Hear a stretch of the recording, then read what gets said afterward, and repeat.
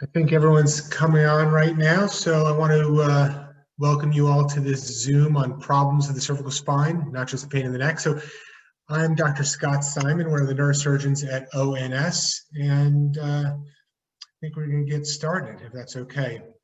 You know, I really enjoy these webinars and giving these webinars because I feel like it gives me a chance to talk to people and give them a little information so they can be better consumers of their health. And so let's get right into it. So it's something that I think is so important to really be a self-advocate when you go to a doctor's office. And one of the things I really find very helpful is when a person comes in to see me and just describes what they feel. They don't lead with a diagnosis. They don't say that they have a disc herniation or a pinched nerve. They just tell me what they feel. And I think that's so important because you don't want to lead a doctor down a path before he's gotten a chance to really hear your symptoms and examine you. You want them to have an open mind. So I think it's very important just to describe how you feel without all the pressure of trying to sound like you're a doctor yourself. You know, just tell them exactly what you feel. I think that's the best way to start. And sometimes we come in to the doctor's office with already studies like imaging, but the problem with these imaging studies is they often have diagnoses that are listed on the reports that may or may not have anything to do with how you're feeling. So just understand that these imaging studies and the reports that come with them only describe anatomy. That anatomy may or may not have anything to do with what brought you to the doctor's office in the first place. And be confident that you know your body, that you are an expert in you. If something is, you're told to do something and it's just not working, I think it's important to understand that you know what works for your body.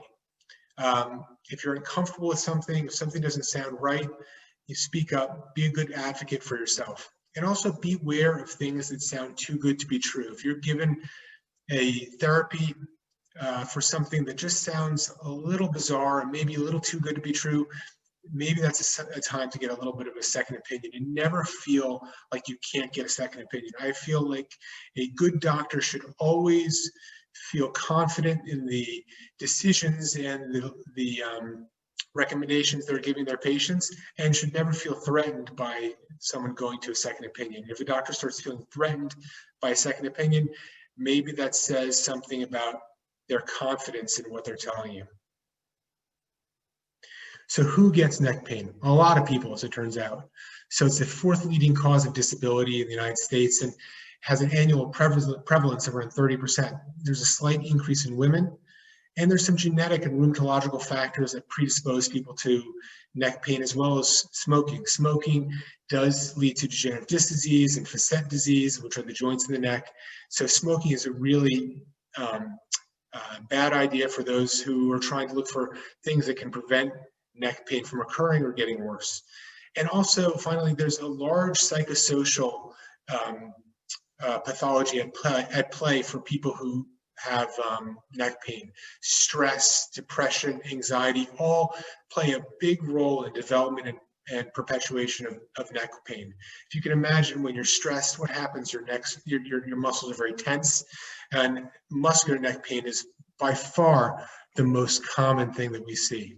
Now, what is some inconclusive causation of neck pain? So things that we think cause neck pain, but maybe do or don't.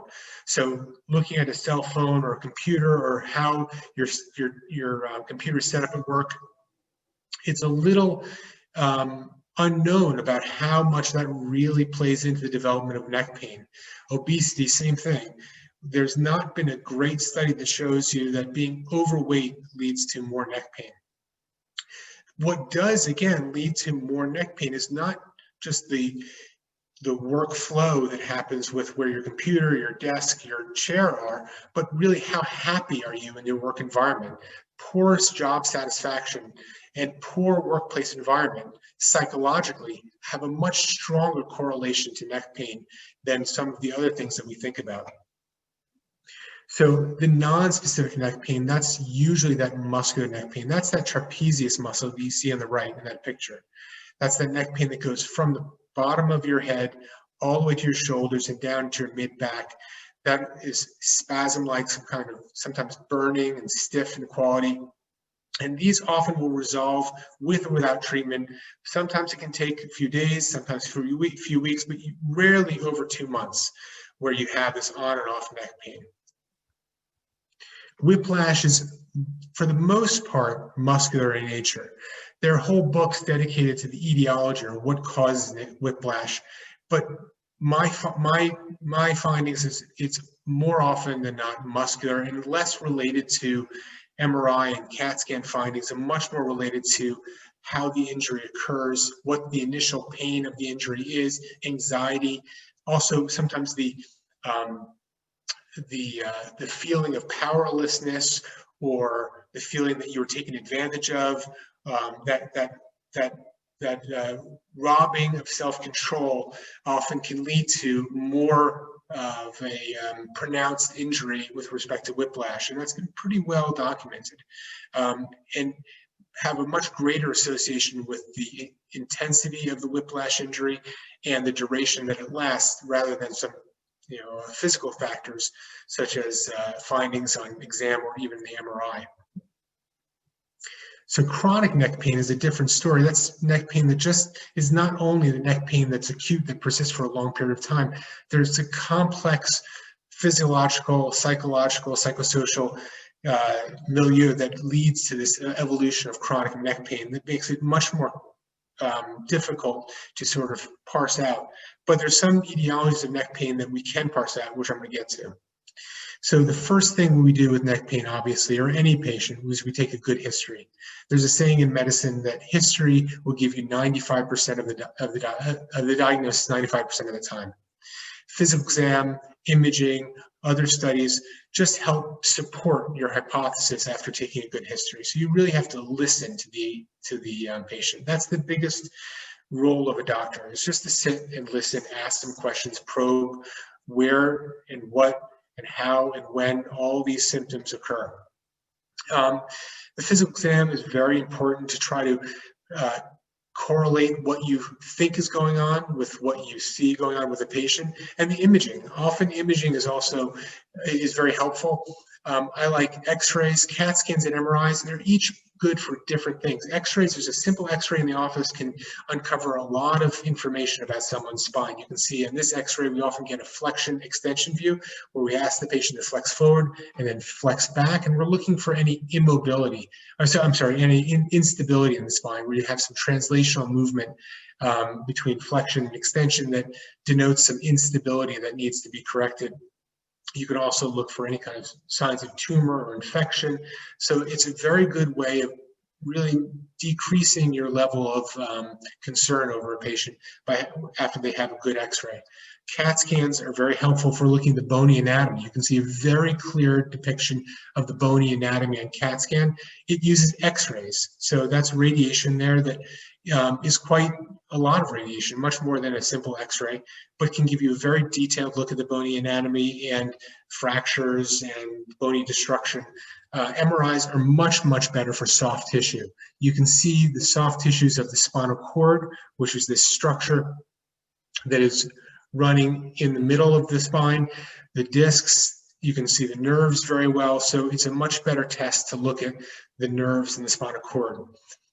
EMG is an electrical test that we often get when there's some discrepancy with where we think the nerve pain is coming from. When someone is presenting with hand numbness, weakness, pain, and so we're trying to, it's not a typical presentation for neck pain. Sometimes it could be carpal tunnel, could it be ulnar nerve entrapment. So that's when we get EMGs or electrical tests that can help us to determine where that is coming from. We're really, in that first visit, looking for red flags. We're trying to see, is there any concern that this patient's coming in with a more troublesome diagnosis than just muscular neck pain? And so we want to make sure there's no signs of cancer, spinal fracture, spinal cord compression, and all these provocative questions that we try to elicit with the patient, try to go through that and try to parse that out. For For the majority of spinal disease, we break it down into 3 different categories. So we have muscular disease, which we talked about, but facetogenic disease is more the joints in the neck where we have arthritis. That's that stiffness that occurs in the morning. And it's worse usually with hyperextension and often better with non-steroidal anti-inflammatories, heat, and it often is better after someone gets up, starts to move around, take a shower, get some heat on it. Cervical radiculopathy is that classification of spinal disease that occurs with neck and usually arm pain, often with numbness and tingling, and occasionally weakness.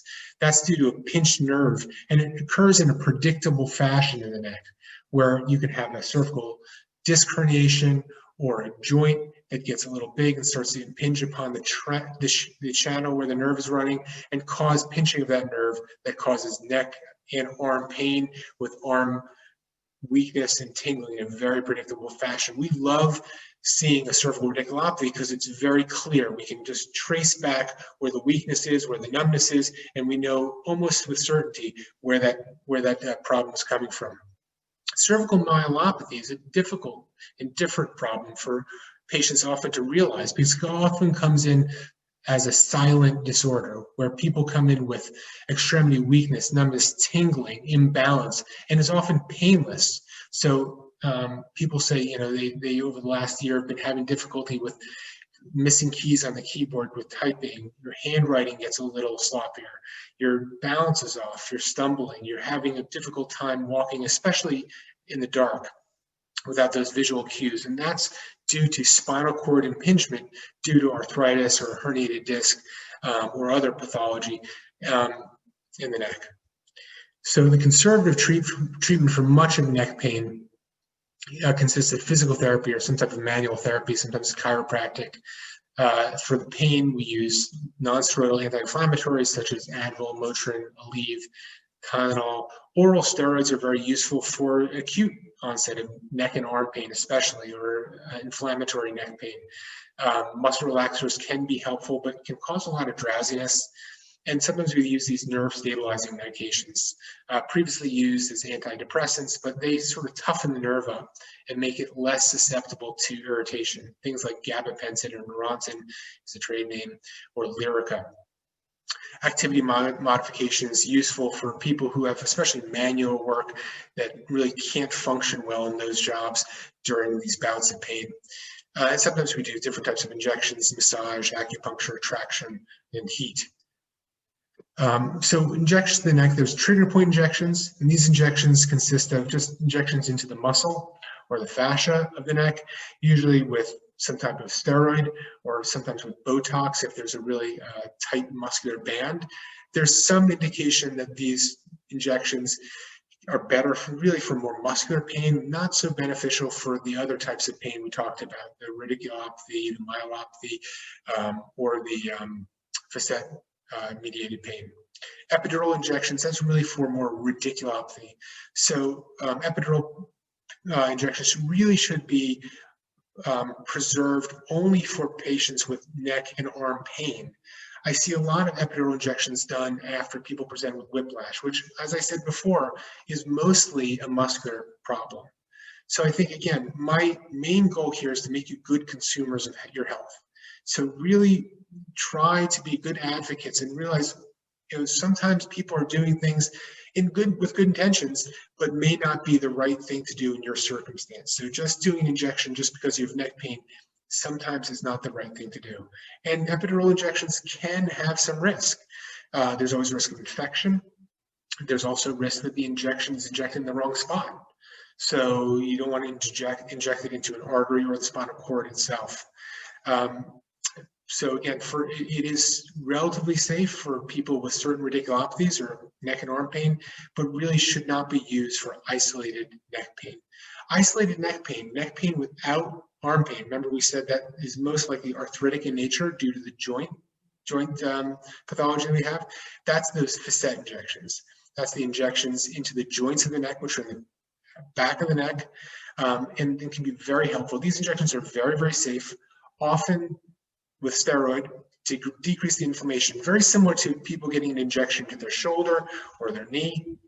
these facet injections can be a real godsend for people who have very isolated facet inflammation. RFA, or what's called radiofrequency ablation, is actually not an injection at all. It's actually burning the nerve to the joint. So it denervates the joint and makes it painless. So all those inflammatory pain-mediated information is not getting to your body. It's being cut at the site of the nerve that innervates that joint. That nerve only transmits pain. And with a spine that just has some pain, but there's nothing dangerous about masking the pain, there's no problem doing the radiofrequency ablation, which sometimes can give you long-lasting pain relief. Sometimes these nerves grow back and the pain recurs and you have to repeat the procedure, but it's a pretty minimally invasive and effective treatment for some people with isolated neck pain. Again, facet-mediated pain, worse on hyperextension. And to be a candidate for radiofrequency ablation, you really need to make sure that you have a good response from a block, sometimes 2 blocks, where they do an injection of lidocaine or anesthetic right on the nerve to the joint. And if the pain goes away, albeit for a very brief period of time, you're deemed a good candidate for that radiofrequency ablation. So here, this is the facet injection that's listed right there. That's the epidural that we talked about. So what are some of the cervical treatments of basically nerve pinching scenarios where the spinal nerves are being pinched or the spinal cord itself are being pinched? Well, this cutaway of the spine, the bony spine that's seen here, shows the front of the body, that's the front of your spine, and that spine encircles the spinal cord. So you have the lamina, which is the back of the spine, and the spinous processes, which are those little bones that you can actually feel when you touch the back of your neck. And the spinal cord runs within there. So if we have compression of the spinal cord or the nerve roots, we have to remove some or all of that area. So we can go from the front, which is an incision from the front. We actually remove the body of the or the disc to decompress the spinal cord. We can go from the back and remove the lamina, or we can do both. So for cervical radiculopathies or nerve pinches, one of the things I like to do the most is what's called a posterior cervical foraminotomy. That's a very fancy word for just freeing the nerve out from the back. So this is a great operation, and it's a surgery that we do to cure people with neck and arm pain due to a nerve pinch. And it's very effective, and you don't fuse anything, very little complication, and doesn't really burn any bridges, meaning that if need be, down the road, if for whatever reason the arthritis persists, you need another operation, it's very easy to do another operation. Now, no one likes to do more than one operation, and some people will tell you that you should do the last operation first in spine surgery. It's a very common phrase to use. But I will tell you that no one has a crystal ball. As certain as many doctors can be, no one knows what the last operation is. So my adage is more to do, that you can always add more salt to the soup. You can always do more. I'm not saying that you need another operation, but I think it's always better to do things in a stepwise, methodical way to address the problem. And if something needs to be done later, it can be done later. Often nothing needs to be done later. So this posterior cervical foraminotomy is a great operation that solves a problem without too much muss or fuss. So here is this disc herniation pressing on the nerve. That green is the area of bone that is removed. You can see that from a posterior approach. We remove this, what's called keyhole, over the nerve, free up the nerve, and often can remove that disc from the back and free the nerve up, and people go home the same day. For an anterior operation, where we go through the front of the neck, we make a little incision in the skin crease, and we go in from the front, remove the disc that's pressing on the nerve, and then put either a graft of bone or a cage there, followed by a plate to hold it all together. Now that's a fusion. So that takes 2 bones that were previously separated by a shock absorber of the disc and makes that 1 bone. And that's a wonderful operation as well. A little more involved in than that posterior cervical foraminotomy that I just mentioned, but it's very effective, especially when you have more central or spinal cord involvements. Let's say you have a disc herniation that's more central, not just off to the side, and you want to decompress the spinal cord, not just the nerve. Now that is an appropriate operation for that, that problem. Now let's also say you have some instability that's detected on that flexion extension x-ray that I was mentioning before. Again, this is a good operation to address that. There's some obvious complications that can occur with either of these operations. You're right up against the spinal cord and nerve root, so that is something that's always in play. Because you're going from the front for the front operation, there's also the esophagus, the trachea, the carotid artery, the vertebral arteries that are on the side of the spine. So all those things are also in the surgical field and at risk for injury. I think it's a very rare injury to any of those structures, but it can happen. The biggest risk I find with the anterior cervical discectomy and fusion is what's called pseudoarthrosis, meaning that the bones just don't knit together. And that happens not initially, but that happens far down the road. That's, 6 to 8 to 10 to 12 months after surgery, where you start having some recurrence in the neck pain and maybe even recurrence in the arm pain that brought you to the surgery in the first place, meaning that the bones just didn't take, they didn't knit together. And so there's some inflammation that's occurring because of that micromotion that's occurring against the plate that's there. And so that sometimes requires a reoperation to address that. The nice thing about the posterior operation, where you're doing a foraminotomy, is you don't have to worry about things knitting together because you're not doing a fusion. The biggest risk I think in the posterior operation is that you can have some recurrent nerve compression because of the arthritis that brought you to the operating room in the first place. And that again would either require a redo operation from the back, or more commonly to do the cervical fusion from the front after you've done the back operation. There's also what's called the laminectomy. And the laminectomy is very helpful when you have spinal cord compression. So before we were talking about really nerve root compression. Remember that radiculopathy, the pain that goes from your neck down your arm in a very predictable fashion. And so we want to decompress the spinal nerve. But the spinal cord is a different type of presentation. Again, that's often painless and really presents with, again, that loss of dexterity, balance, numbness, tingling in your hands. And the goal is really to decompress or expand the spinal canal and decompress the spinal cord. And you can do that from the front, as I said, from the back, and sometimes both. And you can see here, this is a CAT scan. You can see how good you can see on the CAT scan the calcium that's built up behind the bodies here. I'm having a hard time with my little pointer, but there's a lot of compression in the spinal canal, leading to spinal cord compression. After the decompression, which is a posterior laminectomy, we actually remove the back of the spine and let the spinal cord float away from that compression. That's a very effective way to decompress the canal that way. We often do that laminectomy with what's called a fusion, where we lay bone on the side of the spine to stiffen it up to prevent any kind of kyphotic deformity. And we hold that position of the spine in place using rods and screws. And you can see a little bit of an indication on the CAT scan to the right that there's some white hardware streaks. That is where we did our fusion.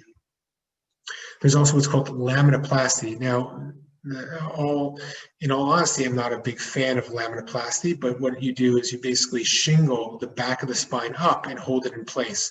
So it's not a fusion, but you do put these little pieces of hardware to hold that lamina up away from the spinal cord to decompress the spinal cord and also allow for movement. I find that you're really unable to decompress what's called the foramen, or the channels where the nerve roots are running in that way, and I really don't find that it prevents the development of what's called a kyphotic deformity or chin on chest deformity, where someone's stuck with their chin on their chest. So I'm not a big proponent of laminoplasty, but that's something that's often recommended by some people who really do like that operation. And sometimes, as I said, we need to do both. We need to do a surgery from the front and from the back to really maximize the stabilization and decompression. And this is very effective with people with severe trauma or tumors or infections that really destabilize the spine in a very profound way. You can also address cervical deformity. This is not a great picture, but a patient of mine who had really what's called a chin-on-chest deformity, as I said, just due to arthritis, where they really couldn't lift their chin off their chest. And you can see on this x-ray how disabling this can be. And what we were able to do is, with multi-level discectomies and effusion, really correct that and give her a much better quality of life. So there's a lot we can do with these surgical interventions to address a whole myriad of problems. And in the future, hopefully we'll be able to do even more with less. I think that people often get enamored with some of these futuristic options, however. And as I said, sometimes when things are too good to be true, they often are too good to be true, such as the laser surgery. And laser surgery is, now a defunct outfit from Florida, but the laser's been around since the 1960s. It's really not very useful for the vast majority of spinal problems. Laser does often when someone says laser surgery, they think that it's surgery without cutting, but if you shine a laser on your skin, it's going to burn. So you have to do the same surgery everyone else does to get that laser in there to do something. And again, it really is not very precise or useful. Robotics is becoming more and more integrated into surgery. And I think that's going to help with the placement of some of those instruments that we were alluding to during my talk, or I was alluding to during my talk. And so that's a real advancing field. And finally, artificial disc replacement. That's something that's been done quite a bit. Again, I think that the outcomes of the fusions are just so good, and the outcomes of the non-fusion surgery, such as the foraminotomy that I discussed, is just so good. I haven't found a need to use artificial disc replacements, but many people do like them and put them in. Again, I find that I've seen a lot of patients with some trouble with that, but maybe that's because I'm just seeing those patients because I just don't do it enough. But again, I'm happy to answer any questions now. I tried to give you a lot of information in a very brief period of time, but I wanted to give you a lot of opportunity for you all in Zoom land to come and ask some questions. So with that, I'm going to open up the Q&A. So I have a first question here, and the question is, I have arthritis in my neck. I've done physical therapy, steroid injections, massage, ablations, and not much help with the pain and stiffness. What is next? So again, that goes back to one of my first slides. The question is the arthritis what's causing your neck pain? Now, it sounds like you've done a lot of interventions to address that. And sometimes it's a matter of where the arthritis is, and even if the arthritis is what's causing your neck. So I think that leading with that diagnosis sometimes can lead someone down a different path. What I often see in cases where people have had exhaustive amounts of conservative therapy with neck pain that's often very severe, often on one side, but can be in both, often very high in the neck, and sometimes radiates behind the ear or in the bottom of the skull. Sometimes it's a very high arthritis that often you can see that inflammation on MRI. And that you can't really treat with a normal facet injection. You need to treat with a much higher and different type of facet injection. So again, my suspicion is that you may be having C1, C2 facet arthropathy, and that's a totally different type of presentation, totally different type of treatment than potentially what you've been given, and requires someone who's really much more expert in giving an injection in the C1, C2 joint, which is a difficult thing to do. So again, it's not just that you have arthritis, or that even if the arthritis is causing the pain. A lot of times, the important thing is to define, number one, is arthritis causing your neck pain? And if so, where? So just saying I have arthritis in my neck actually is not specific enough. You have to say which joints are the ones that need to be targeted. So hopefully that helps. The way that you can hope to sort that out is, again, through an MRI, looking at what's called a STIR view, S-T-I-R view, and that view shows inflammation very well. And if you have a stir view that shows inflammation in one particular joint, that's the joint that should be targeted. And also you should be getting a flexion extension x-ray as well to see if there's any instability. Okay, so the next question, can neck issues like compression and narrowing of the foraminal space, etc., lead to vertigo? I've heard cervicogenic vertigo. If so, how is that diagnosed and treated? So yes, I have heard of and seen people with diagnoses of cervicogenic vertigo. And I think that what I often see people coming with, and this vertigo is a dizziness when the room spins. So these are people who come to my office with disc bulges or herniations in their mid-cervical spine saying that the room spins. And so disc bulging or disc disease in the mid-cervical spine does not cause vertigo.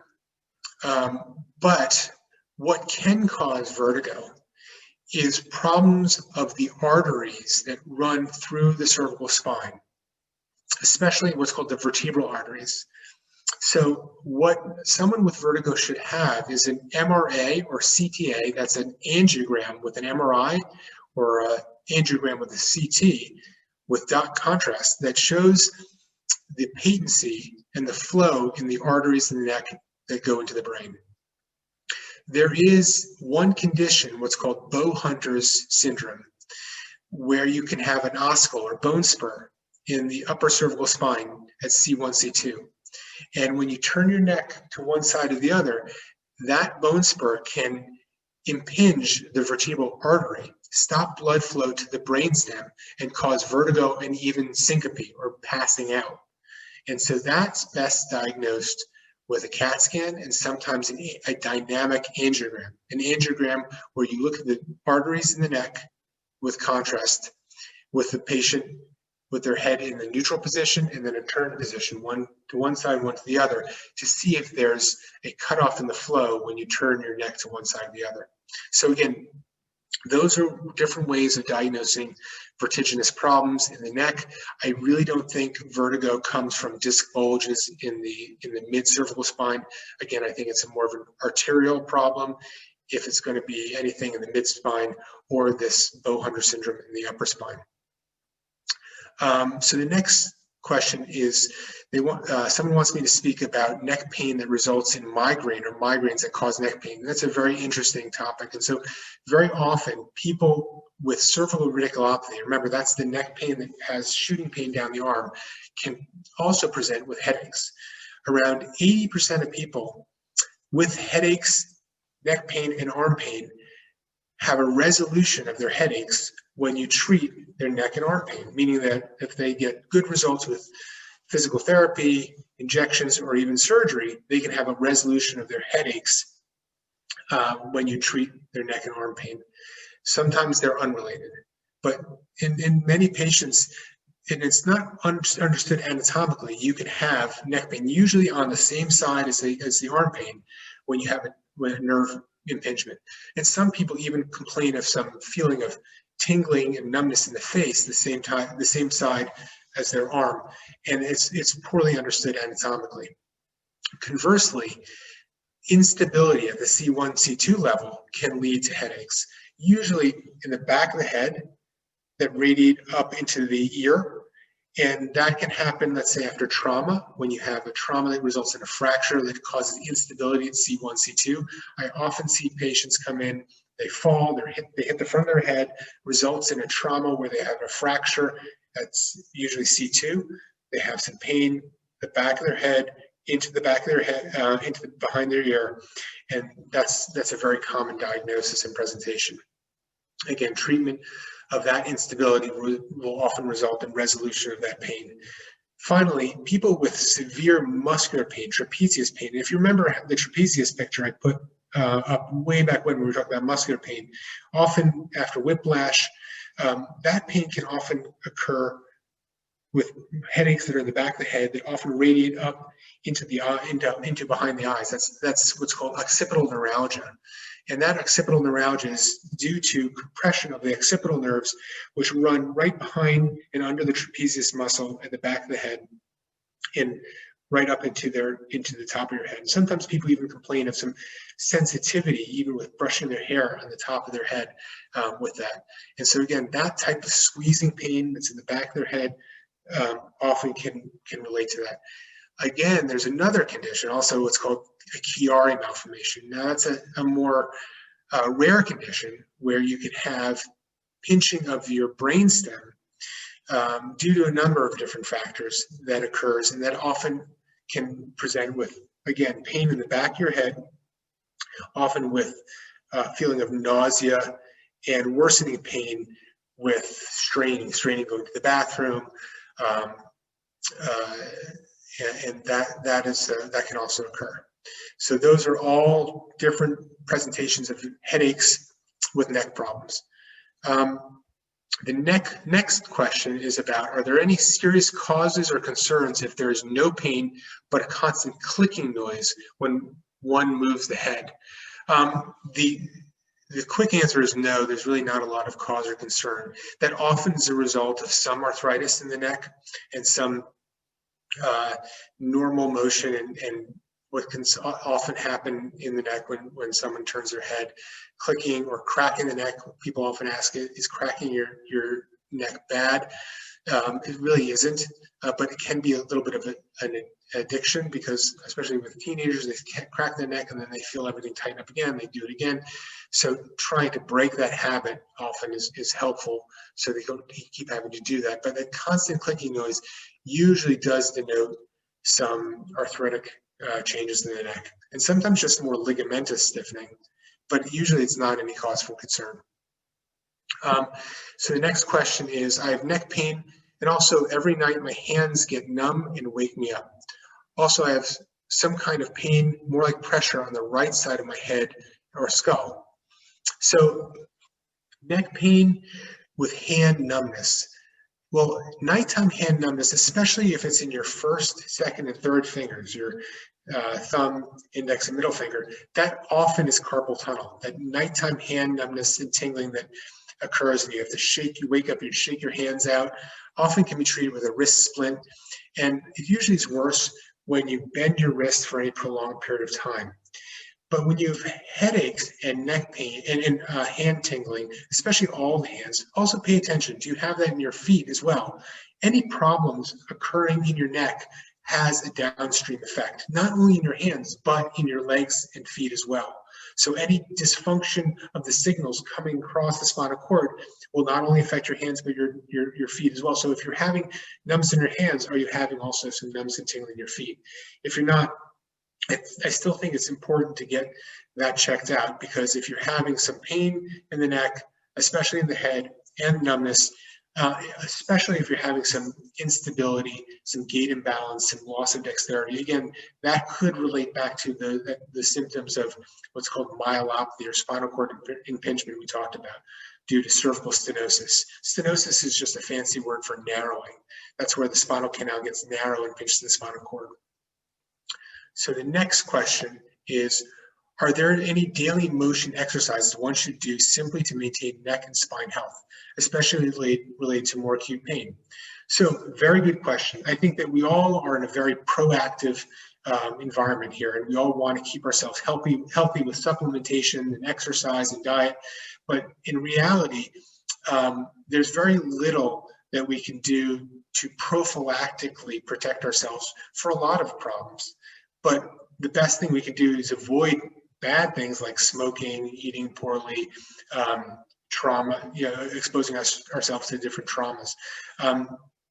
Now, certain exercises are very helpful for someone who already has a spinal problem, and that's where physical therapy comes in to try to address neck and arm pain. And one of the things that we often do in the physical therapy department is these chin tucks, where someone does these in and outs with their chin to try to protect and open up the channels where the nerves are getting pinched. But just to do that on a regular basis for spine health, I think that's, if I said that, it would be disingenuous. There's really no evidence to support that. What I don't subscribe to is going to someone for maintenance. I don't think you need to go for someone to have this ongoing maintenance to avoid problems. People have been on this earth, doing very well without the need to go to some type of therapy on a weekly basis for the rest of their life to avoid some hypothetical condition later on. I think it's often unnecessary, expensive, and sometimes can be harmful. I have seen people who develop some hypermobility with these maintenance programs that are all well intended, but do itself lead to strain of the neck. Okay, so next question. What exactly is the ablation procedure? I have had one on each side of my neck and they have not helped much. So the ablation procedure, as I pointed out, is a procedure where you actually go in with a needle, and then down that needle you put a wire, and then you heat that wire up. Often it's with heat, sometimes with cold, but you heat that wire up and you burn and ablate the nerve to the joint.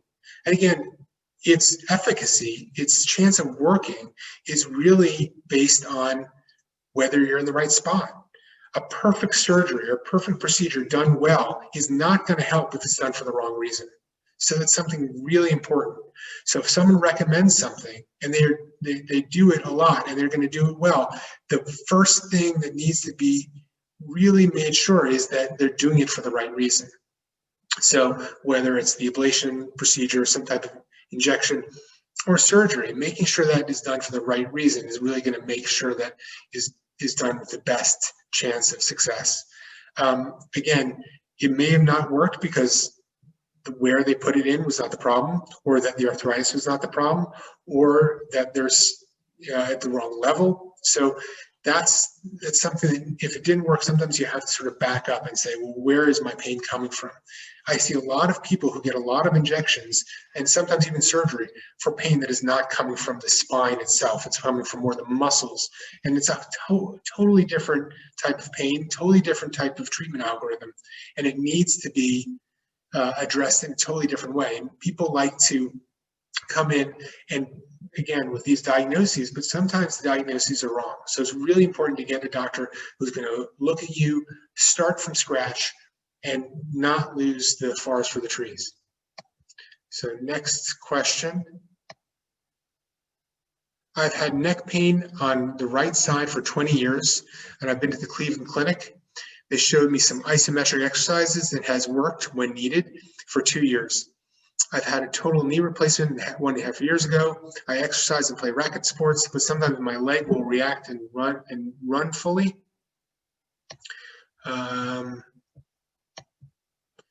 So I think that there are a lot of people who get sheets with exercises to do for a variety of problems, and I'm not one to do that. I find that everyone's unique, and that's why some people respond better to Advil than Aleve, even though they're very similar medications, or one therapy versus another. So even people with the same problems have very different responses to the same treatment.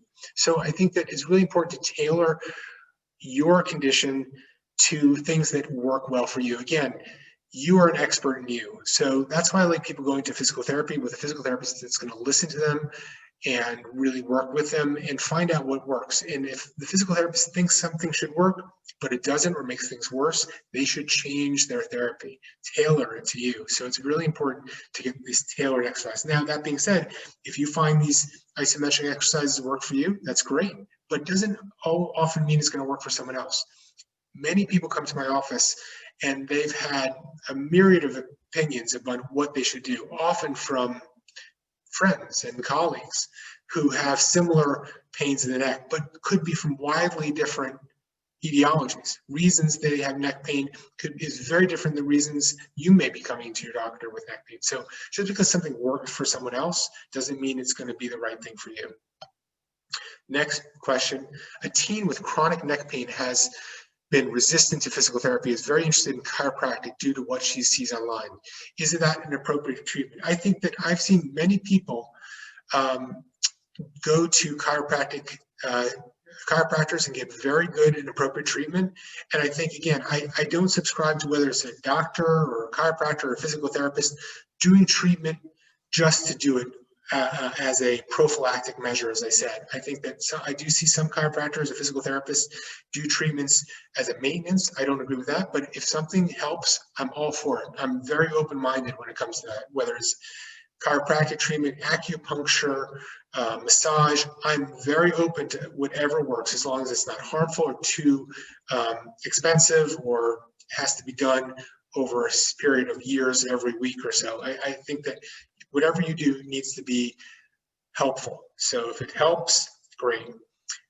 However, a teen with chronic neck pain in and of itself is not something that should be just assumed is okay. Kids shouldn't have neck and back pain. They need to be evaluated. They need to have a check to make sure that we understand that there's nothing else underlying this neck or back pain. So kids with neck pain need to be evaluated by a spine doctor, because very often I see these kids come in with neck pain that have been managed by their pediatrician or physical therapist or chiropractor for a year, and it's not the appropriate treatment. Kids should not be having neck pain. They need to undergo an evaluation because kids get very different problems than adults do, and they need to be checked. So next question, could it be a pinched nerve from total knee replacement, or can neck pain cause this pinched nerve? TKR, I'm used to total knee replacement. So I don't see how any problem in the knee can cause a pinched nerve in the neck, but maybe I'm misreading that. So the question is, if you're having knee pain, maybe, can it be coming from the neck? Usually not. Usually that's from something either in the lumbar spine or the knee itself. So the next question is, the neck is getting worse. Isometrics still work, but not as fast or as good. Feel it in the arm after sleeping sometimes. So very commonly with nerve pinching in the neck that leads to arm pain, that usually presents with pain that's worse at night. When you're lying in bed, people have a hard time sleeping, and they often have difficulty going to sleep or stay asleep because of this neck and arm pain.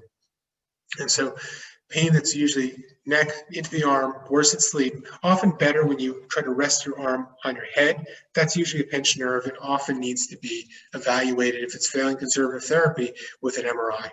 And so you get the MRI, you see a nerve pinch on the MRI that is consistent with what the history and exam is. Then treatments such as, again, directed physical therapy, injections, or even surgery would be warranted. Okay, I think I've answered all of your questions, hopefully. I really appreciate all of you for tuning in and bearing with my rambling, and I'm hopeful this was of help to all of you. All right, well, listen, take care of yourself, stay safe. Bye-bye.